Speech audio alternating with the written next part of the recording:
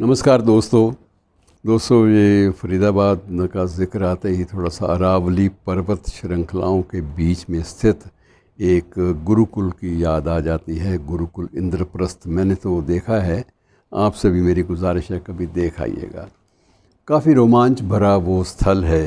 रोमांच भरा इसलिए नहीं कि वो गुरुकुल है, और गुरुकुल आज के संदर्भ में या तो अमिताभ बच्चन वाले गुरुकुल होते हैं या फिर पुराने जो सन्यासी हैं आर्य समाज के उनके गुरुकुल, लेकिन ये अलग किस्म का गुरुकुल है जिसका नाम इंद्रप्रस्थ गुरुकुल है।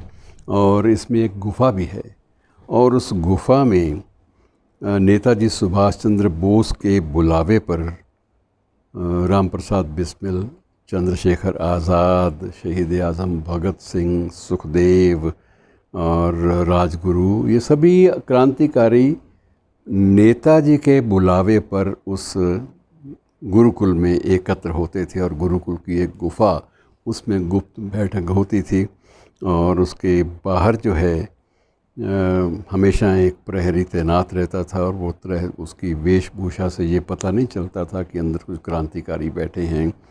कोई संदिग्ध बात वहाँ प्राय आम तौर पे नहीं होती थी। और इसी में स्वामी श्रद्धानंद महाराज ने 1916 में इसकी स्थापना की थी। और स्थापना का मकसद तो यही था कि इसके माध्यम से राष्ट्रीयता और संस्कार जो हैं उन सब का एक पूरा का पूरा पल्लवन जो है वो नई पीढ़ी में या जो शिक्षार्थी हैं उनमें भरा जाएगा। मकसद ये था। मकसद ये नहीं था कि ये क्रांतिकारियों का ही सिर्फ़ एक विश्राम स्थल या उनका मंत्रणा स्थल ही बनेगा, ऐसा कोई सोच के उन्होंने नहीं किया था। लेकिन वो स्वयं भी तो उसी भावना से ओतप्रोत थे, देश प्रेम की, स्वाधीनता संग्राम की, इन सभी भावनाओं में वो भी नहाए हुए थे सर से पांव तक। तो इस प्रकार से इसी परिसर में, गुरुकुल के परिसर में एक गुफ़ा जिसका द्वार प्राय बंद रहता था, और जल्दी जल्दी में उसकी पहचान शुरुआती दौर में कभी वो द्वार गुफ़ा का कोई खोल भी ले तो उसे लगेगा कि ये स्टोर है जिसमें पुराना सामान, बोरियां ये रखी जाती हैं। इस ढंग से उसका रख रखाव था ताकि किसी को संदेह ना हो। और लेकिन अब जितने भी पुराने दस्तावेज़ उस काल के गुरुकुल के बारे में मिलते हैं, सब में इन बातों का उल्लेख है कि फ़लाँ दिन जो मीटिंग हुई इसमें कौन कौन था, फ़लाँ दिन मीटिंग हुई इसमें राम प्रसाद बिस्मिल भी था, उसमें ये लोग भी आए थे, ये लोग किसी वजह से नहीं आ पाए, तो सबका जिक्र था। आज भी उस गुफ़ा में नेताजी सुभाष चंद्र बोस की तो तस्वीर है ही, साथ में कुछ पुराने चित्र भी हैं जिसमें सारे दोस्त जो हैं, क्रांतिकारी दोस्त, वो इकट्ठे एक जगह बैठे हैं।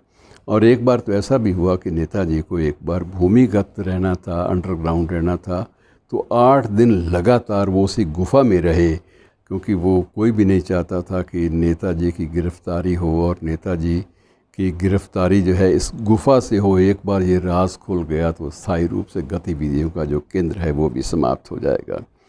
और ये उस वक्त इंद्रप्रस्थ जो गुरुकुल है वैसे भी ये घने जंगलों में था। आज की बारौनक स्थल पर नहीं था, जो आज तो वो रियल एस्टेट वालों के लिए चांदी है वो स्थल, लेकिन उस वक्त सिर्फ जंगल था। और जंगल में किसी गुरुकुल की स्थापना जो है उस पर कौन संदेह करेगा, ये भी किसी को लगता नहीं था। और एक ये भी कहा जाता था कि गुरुकुल से लेकर एक सुरंग भी चलती थी, जिस गुफ़ा में इनकी बैठक होती थी उस गुफ़ा के आगे एक सुरंग को रास्ता भी जाता था, और वो सुरंग वहाँ से गुरुकुल इंद्रप्रस्थ से लाल किले तक जाती थी।